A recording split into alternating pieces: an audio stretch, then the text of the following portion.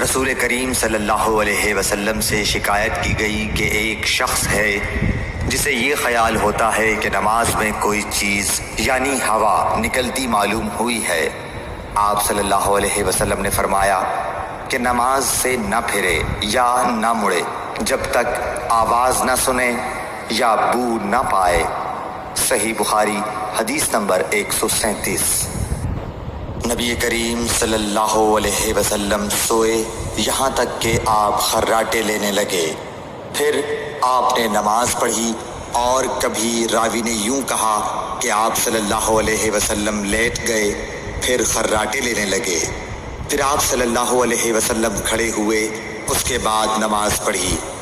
پھر سفیان نے ہم سے دوسری مرتبہ، ابن عباس رضی اللہ تعالیٰ عنہ کہتے تھے کہ ایک مرتبہ میں نے اپنی خالہ ام المومنین حضرت میمونہ کے گھر رات گزاری تو میں نے دیکھا کہ رسول اللہ صلی اللہ علیہ وسلم رات کو اٹھے۔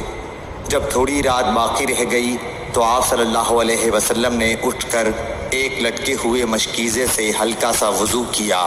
عمرو اس کا ہلکا پن اور معمولی ہونا بیان کرتے تھے، اور آپ کھڑے ہو کر نماز پڑھنے لگے تو میں نے بھی اسی طرح وضو کیا جس طرح آپ صلی اللہ علیہ وسلم نے کیا تھا، پھر آ کر آپ کے بائیں طرف کھڑا ہو گیا۔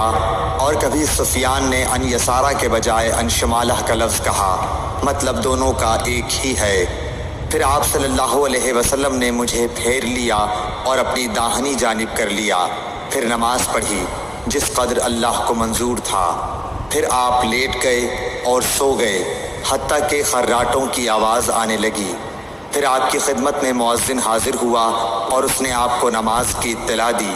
آپ صلی اللہ علیہ وسلم اس کے ساتھ نماز کے لیے تشریف لے گئے، پھر آپ نے نماز پڑھی اور وضو نہیں کیا۔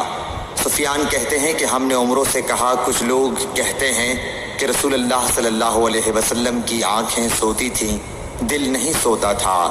عمرو نے کہا، میں نے عبید بن عمیر سے سنا، وہ کہتے تھے کہ انبیاء علیہ السلام کے خواب بھی وہی ہوتے ہیں۔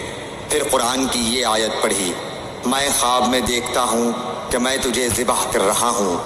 صحیح بخاری حدیث نمبر 138۔